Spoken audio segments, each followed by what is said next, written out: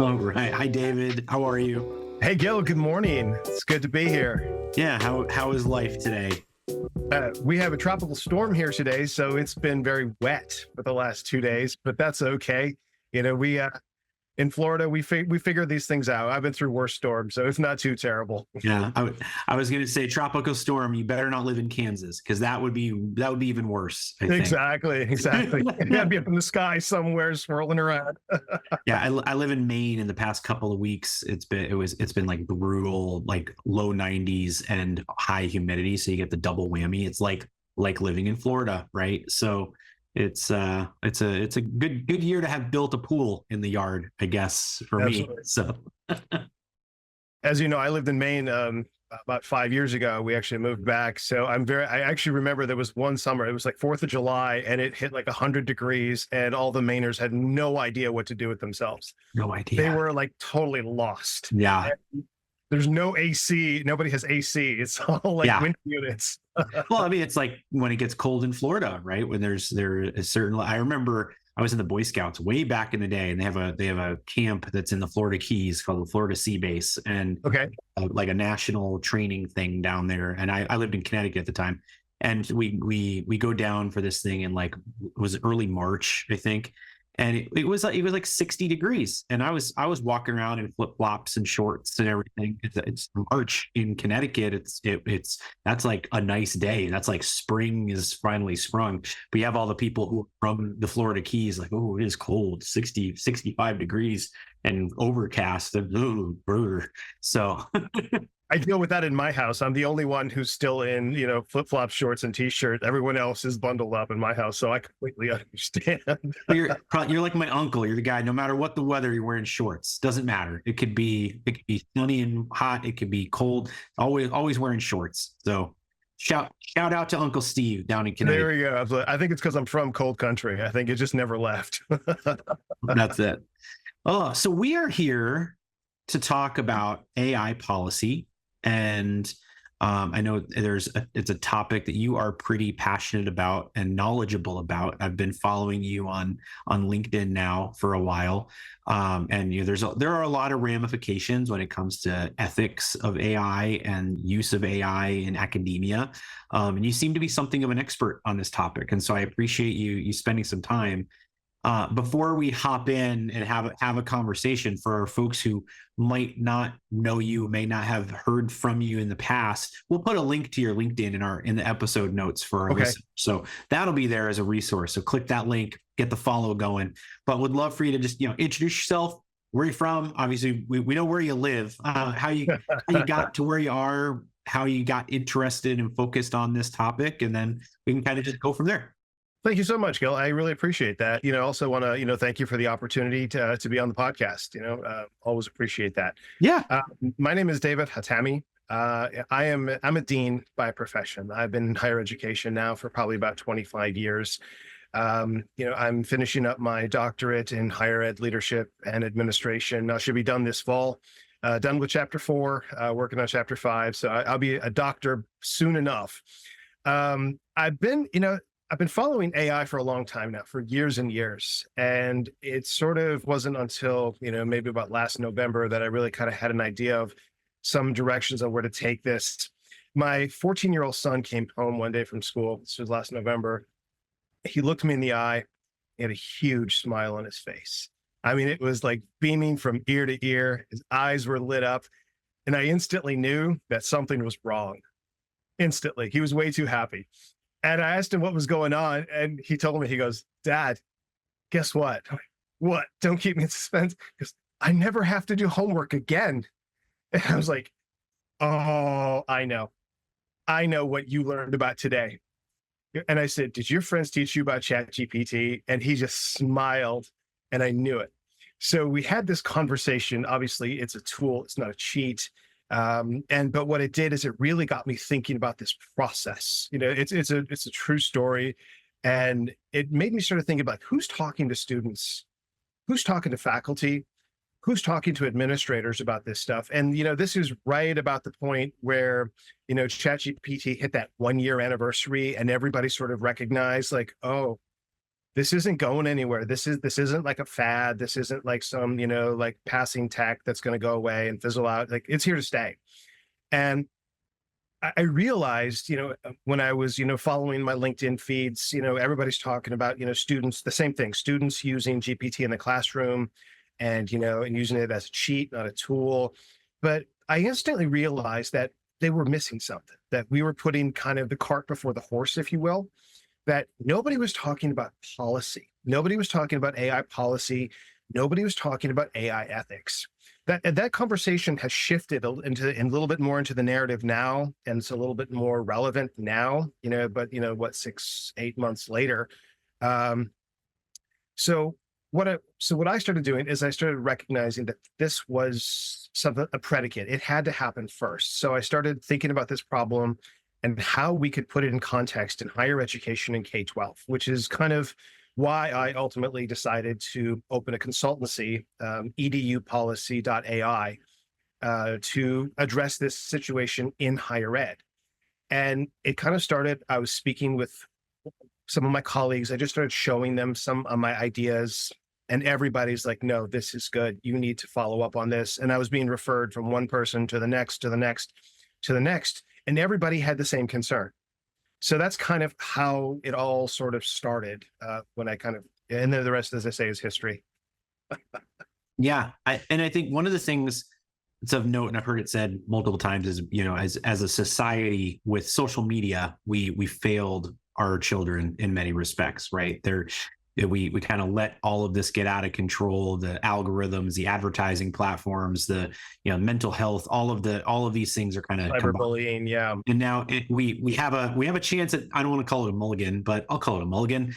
We have a chance with AI to do it right this time, and I think lessons learned over the past 20 plus years of social media some of them can be applied here when it comes to proper use, proper ethics. Because I read the articles all the time. So you have concerns about students using AI for cheating, for plagiarism, accuracy, and just learning, right? Like, oh, I can just type in the question, copy and paste, I don't learn anything, right? There's that side of it, and then there's the administrative side of it too. I don't hear as much about guidance counselors writing letters of recommendation for students, or guidance counselors reading, or admissions officers reading and summarizing essays. These are all efficiency boosters, right? And so I think there's a certain, well, if it's good enough for the goose, it's good enough for the gander type of a conversation with institutions have a responsibility with how we use AI in our everyday work, and the expectations we place on students. And so it's an interesting kind of conversation to have. I'd love, and I know you're, you host workshops and you have content out there. Just some of your thoughts on kind of, for institutions, where should they get started in having these conversations? Who should be involved? And what's kind of a high level for the process when it comes to kind of honing in on the ethics and policies that they should be thinking about with respect to AI. Yeah, no, absolutely. Everything you said is absolutely right. This is a chance to do it right. And I think the societal implications are actually a whole lot bigger this time. I think there's actually more at stake, because in essence, we're actually sort of training generation on how to use this technology correctly and appropriately. I do believe that the responsibility falls, squarely on administrators and institutions. And I believe that, while typically, higher ed likes to move slower than molasses in a Maine winter, as I like to say, I think in this particular instance, they really understand. I think there is a widespread understanding that this isn't something that can wait. It can't be put off to next year, or, let's table it and do a committee, next semester. I think there is a genuine recognition of the value and the timing of managing this problem. I mean, let me give you just a crazy hypothetical here, right? You have a student that writes a paper with ChatGPT, then you have a faculty member who grades that paper with ChatGPT. If that's the case, then why are we here? What are we doing, right? Right. It doesn't make any sense. And so I know that there has been this sort of shift to administrators saying, okay, I don't know what to do, so I'm going to let the faculty decide. It's up to the faculty. And, I published a Substack a couple of months ago, and I basically said, now we have two camps. We have Camp GPT all day, and we have Camp GPT no way. And what happens is, and this pertains directly to admissions, and I think you'll appreciate this, is the students get stuck in the middle. And when students get stuck in the middle, when students are confused about the institutional policies that, sort of govern the classes that they're taking, that, while the faculty do have the right to academic freedom, I think anybody in higher ed holds that really sacred. I think what's happening here is because we don't have a cohesive understanding or adaptation of AI usage in higher ed, it's creating this rift and dichotomy. And my hypothesis is a student that is confused and isn't sure, they're going to vote with their feet. And they're going to withdraw. They're going to find another institution. They're going to cut back on their classes. And as an industry, we work too hard to get students in those seats right now. And I don't think an institution can afford to be confusing their student stakeholders, over the lack of a policy. And so this is why I think the responsibility falls squarely on administration and an institution, but it's also on the responsibility of the faculty. And here's why. A student needs a cohesive understanding of what's okay and what's not okay. Faculty need to understand what's okay and what's not okay. And staff, admissions needs to know what's okay, what's not okay. And anytime they're putting, remember, we still have to worry about FERPA. We still have to worry about Title IX. We have ADA. I mean, there's all kinds of regulatory issues that higher ed needs to be concerned about. And if we have an employee, whether at home or at a work computer, plugging proprietary information into an open source LLM, that's a problem. That is a security breach. The case studies go on and on. We're risking personal student data being leaked. There's a lot of problems with it. But the irony is I think we need to embrace this technology, but we need to do it responsibly. We need to make sure that we have a set of rules that everybody understands, that everybody can point to it and say, this is okay and this isn't okay. Everybody has to be on the same playing field. We have it in society. We're driving down the interstate. We know what the rules are. We know what the speed limit is. We know where we can turn left. We know where we can turn right. We know we're supposed to use our signals when we change lanes.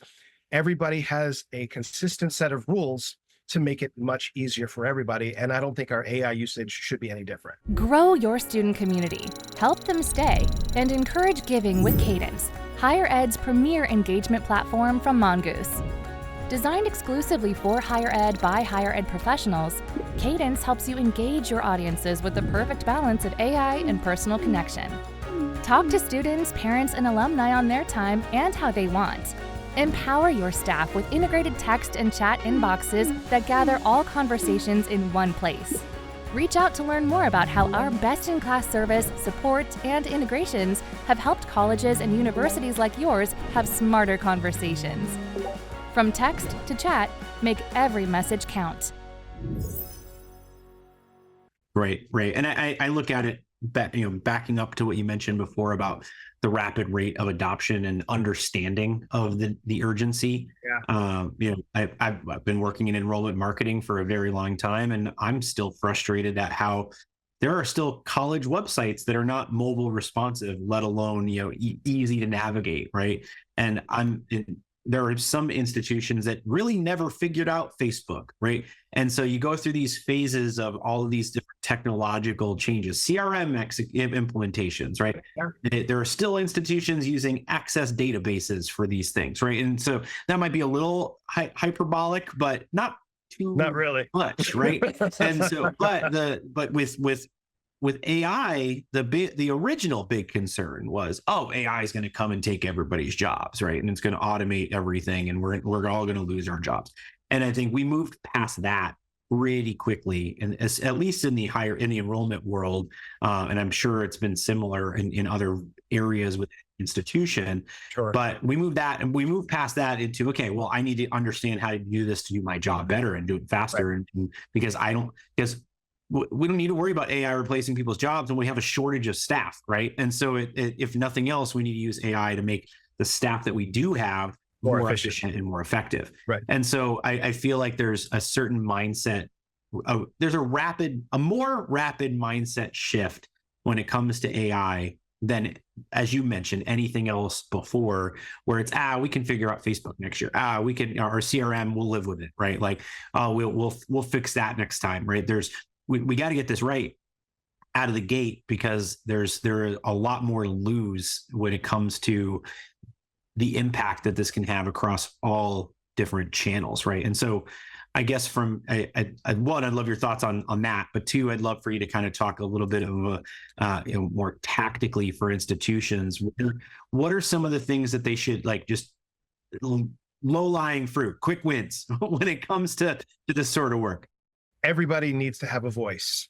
The students need to have a voice in this process. Faculty need to have a voice in this process. Administrators need to have a voice in this process, because if you don't have institutional-wide buy-in, you're not going to have any buy-in. Right. I think that the universities need to have two sets of policies: an overreaching policy, like a general university policy, but then each department needs their own sub-policy. And that's for two reasons. One, you want to automate what you can automate and streamline what you can streamline. Use the technology to your advantage to increase the efficacy of each department individually. And then also, the information that each department is going to be that they have access to is different. Admissions has access to a different set of information than, say, academics or even IT. Mm-hmm. And so what that means is there has to be different guardrails in place for the usage of that information in admissions, of that information in academics and IT. So being able to have the guardrails for each of those independent policies, but also making sure each department has their own. And I know it seems kind of crazy, right? You're like, well, this just affects academics, right? No, that's just literally the tip of the iceberg way on top. Mm-hmm. This affects every single department within an institution. This affects every vertical in our market. We're just talking about the higher education vertical right here, but this is a horizontal. This goes in every direction, in every industry, on every level. And that's why this has so much more impact than social media is ever going to have. But we don't necessarily see it yet, but I'm telling you, it's there. Yeah. I think, and one of the, there's a lot to tackle and a lot to unpack. And this is a cheap plug for Mongoose, because they're the sponsor of the podcast. But one of the things I know they do when it comes to text messaging policy, right? SMS, rules and regulations. There's a lot to do, and the response, admissions knows, and development knows, and student affairs knows they need to be using texting to engage with students, but what person on the staff is going to be responsible for following the laws and the regulations around the use of text messaging and broadcast text messaging and all those sorts of things, right? And so what's great is companies like Mongoose help with the managing of that process and opt-ins and making sure that it's clear. These are the right things you need to be doing. These are the length of time you can store data, all these sorts of things that a lot of times institutions be like, let's figure it out, and then they could get in a lot of trouble and be open to a lot of problems. And so it seems like there's a fit here for AI and policy for something similar, right? And I know you've done some work in this area. I'd love for you to kind of share a little bit about how institutions can leverage that work to best put themselves in a secure position. Yeah, no, there's two different things that they can do, and these are my area of specialty. One is to institute a policy that, in other words, define the rules. I've seen institutions, when I've asked to see their policy, they showed me a piece of paper and it said, basically, we let the faculty decide how to use generative AI in the classroom. And they called that a policy. Yeah. And I very respectfully, offer some other thoughts on that. But then the other piece is to implement a institutional-wide AI ethics program. which is what I also am able to do. In fact, I have a community college here in Tampa that is doing just that. So we're going through that process because what they recognize is that this is a systemic issue. And not only do you have to, advise them that we're going to put a policy together to be an ethical campus, to be, a safe campus in terms of, safeguarding our IT and our regulatory information, but let's train every single student to understand the significance of why this is important and why this matters. So let's train them right from the beginning so that everybody's on the same page. And not only does this work to help eliminate a lot of those classroom problems where teachers are, either failing a student or there's, escalated concerns to the dean's office about the use of AI, there's also a level of institutional risk mitigation. Mhm. Because if you think about it like this, if you've put a student on notice by sending them through an AI ethics course that they sign at the end and they have, a certificate of completion, and then if there's an issue, you go back and you point to that e-signature and you say, so we had this conversation. You understand what the rules are, so you can't tell me you don't know what the rules are. And, the list goes on and on and on in terms of what happens if you don't have a policy. And I've done an entire webinars on just that topic alone. And I've done entire webinars on what happens when you do institute a policy, because it's that thorough and it's that deep. So I hope that answers your question, Gil. Yeah. I think the biggest thing for most institutions, I think right now are, I gave a presentation at a conference a little bit ago around, the technology adoption curve. And for people who are familiar with the technology adoption curve, Standard bell curve. It's the bell curve, and there's got the early adopters, you get the innovators, the early adopters, and then you got the market, right? Things that cross the chasm, right? And I think AI is really still, from a user's perspective, in that innovators and early adopters phase, but it's going to leapfrog over that chasm pretty dang quickly, and institutions need to be ready for it, right? Discover future applicants, delight enrolled students, and amplify fundraising performance with our Cadence engagement platform's live chat and chatbot solutions. Designed exclusively for higher ed by higher ed professionals, Cadence helps you engage your audiences with the perfect balance of AI and personal connection. We leverage proactive outreach and anticipate common roadblocks, knowing the most significant decisions often start with the smallest conversations. Our powerful AI ensures instant support and is smart enough to know exactly when to hand off to a staff member. And if nobody is available, it allows for easy follow-up. Effortlessly integrated with your website, we proudly feature an industry-leading 85% self-service rate. It's never been easier to make every message count. And so, but I feel like this is where that rate of pace in higher ed and the rate of growth of technology always have this like little, butting heads environment. This is the one, as we mentioned earlier, that I feel like higher ed's being pulled along more quickly than anything else because they have to be. But for a lot of folks, especially I think about like marketing, admissions, recruitment, they're kind of stuck in that early adopter innovator phase where it's like, oh, my CRM has a button that I can click that says rewrite this email. That's my use of AI, right? Or CRM has a draft a response for me. Go ahead, draft a response. There's a lot more, but those things are going to fall under this institution policy, the use of these things for institutional policy. So for someone with your level of expertise to someone who's kind of stalled in that early adopter, just playing with toys phase versus something that's integral and integrated to their work, what's that process going to look like, and how are people going to best make that transition? The administration needs to take a stand and make a decision. I think that's the first thing that needs to happen. I think there needs to be campus-wide conversations about the topic. Everybody needs to have a voice in this process. And there needs to be this recognition that a policy is going to be a lot more intricate than you probably expect it to be. And, the one thing that I hear a lot is, can't we just tuck this under the honor code? It's like, we already have an academic integrity code. And while, technically probably yes, I would argue that this is this has so much specificity to it that you probably want to define what those rules are, because is it academically dishonest if a faculty member uses GPT to grade the paper? So, it's all the little things that you didn't necessarily think of. And, one thing that I say a lot is we still don't know what we don't know. And it seems ironic, but it's true, because as the technologies evolve quickly, we're going to come up with scenarios that we didn't even know were going to be an issue. Incidents are going to come up that we're like, wow, like just when I thought I remember one thing I would say as a dean all the time is, just when I thought I'd seen everything, I'm dealing with this, whatever this is. And so, I think AI is going to do a lot of that. And then we're like, oh, well, hey, wait, can't we use AI to do this? Or maybe it can help us with that. And it's not trying to, bog our lives down in, bureaucracy and rules. And I think that's part of the issue, is it still has to be nimble and fluid.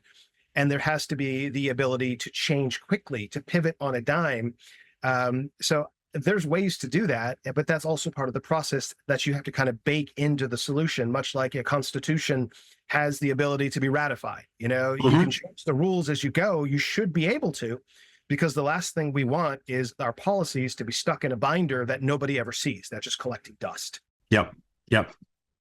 Well, and I think that's the key, right? Is making it understood, accessible, available, but also nimble, right? Because I know that being able to change as things evolve opens up, oh, the rule changed and I didn't know, right? And so there's got to be an effective method for articulating those changes. The good news is that we're so, like, again, I hate to say wild, wild west, but we are still kind of in the wild, wild west at many institutions. Yeah. And so this is the opportunity to kind of take a leadership position for a lot of folks. And so I feel like, again, someone with your expertise, the opportunity is to kind of leverage that and say, hey, we need some help with a first draft, right? Or we need some help with that step one. So taking it back, the last question I'll have is for institutions. I say it's the last question I have, but I don't guarantee. It's all good. The rules might change as we go. But for institutions that are looking for help and support with making that first draft, what are some things that you would encourage them to do when it comes to, obviously getting in touch with you, people like you, but like, what's step one? So there's one thing that I hear a lot is people ask me, well, what can AI do for me? Or what can AI do for my institution? And I always have to correct them contextually. And I'll say, it's not about what AI can do for you. It's what problem do you want to solve? In other words, what is your problem statement? So the first step that they need to understand is, what is their problem statement? Because the technology is designed to solve problems, and it wants to solve problems. So you have to give it a problem to solve. So by defining your problem statement, then and only then can you actually start to take steps towards, getting a cohesive voice and drafting a policy that is going to make sense. Because everybody says, okay, let's just go ahead and, just put paper to pen and let's go. You can't do this, you can't do this. No, what is your problem statement? What are you trying to solve? Once you know that, then you have to reverse engineer the solution, but then you have to talk about it. You have to figure out and get a voice from everybody who's involved in that process. And for example, when you're doing your individual policies from a departmental level, that means all of admissions needs to be involved in that. All the DOAs, all the ADOAs need to be involved in this process. Say, okay, well, this is what we would like it to do, but these are the limitations of what we're able to do. So therefore, this is the rule that we should write. And that's sort of kind of a very macro level of kind of how that process works. I get a lot of, well, can I get a sample? Can I get a template that I can just, fill in the blank? And truthfully, I would love to just, email you a template and say, here you go. But the thing is that it's going to be different for every institution, and every department in every institution needs to look at this individually, because there are way too many variables to have any sort of standardized language or verbiage that is going to make sense as a one size fits all. I mean, imagine an institution size of 1,500 in small private liberal arts college as opposed to a major university of over 100,000 students, right? Right. Some of the basics might be the same, but there's going to be a lot of fundamental differences. Yeah. And I think that's one thing folks struggle with is like, I need a template. I need to just be able to plop and drop, copy, paste, right? And it's a little bit more complex than that, which is why I think you get a partner that can help and advise and support, because they've got the knowledge base and the knowledge bank of those different scenarios and those different institutions and tailor it to you versus Exactly right. a copy and paste approach, which I think a lot of the like big, I call them the conglomerate big box consulting firms will do, right? Is like, oh, everything just applies, but there's more nuanced than that. I like to consider myself sort of a boutique consultancy in a sense, because it really is very, very specific and very hands-on. In fact, I'm working with a small community college in Western Maryland right now, and I'm helping them figure out what their policy looks like. So it's a process, and you have to go through the process. You have to talk to the people. You have to have consultations with the stakeholders, right? Talking to the administrators, talking to the faculty. And then when school starts, in early September, once they get rolling, we're going to start having conversations with the students before you can actually really etch anything in stone. And that's just how it needs to be. Yeah, absolutely.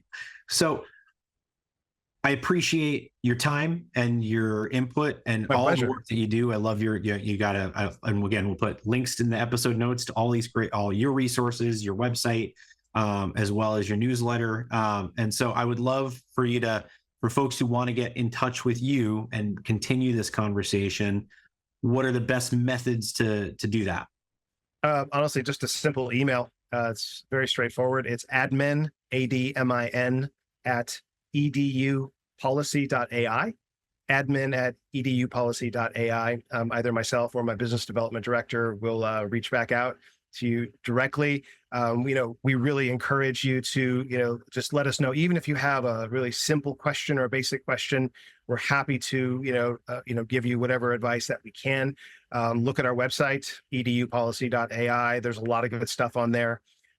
We have, bespoke AI ethics content for higher ed. In other words, AI ethics courses specifically for administrators, specifically for higher ed faculty and higher ed students. And we also have AI ethics courses for admissions officers as well, for admissions reps as well. So we have it all, and we're actually in the process of building more and more of them. Awesome. Great. So I again, David, appreciate the time. Appreciate you being here. And to our listeners. Pleasure. Thank you, Gil, for having me. Yeah, absolutely. And to our listeners, we'll see you next time on FYI. Thank you again. Goodbye. Thoughtfully nurture applicants, personalize retention efforts, and exceed fundraising goals with our Cadence Engagement Platform's text messaging solutions. Designed exclusively for higher ed by higher ed professionals, Cadence helps you engage your audiences with the perfect balance of AI and personal connection. We leverage an intuitively designed interface and easy-to-use texting templates so you can have targeted conversations or scale up to expand your reach. Our powerful smart messaging can respond automatically, exactly how you would. And to measure progress, track your campaigns with unparalleled reports and analytics. Effectively meet your community where they are as we proudly feature an industry-leading 95% read rate within 3 minutes. It's never been easier to make every message count.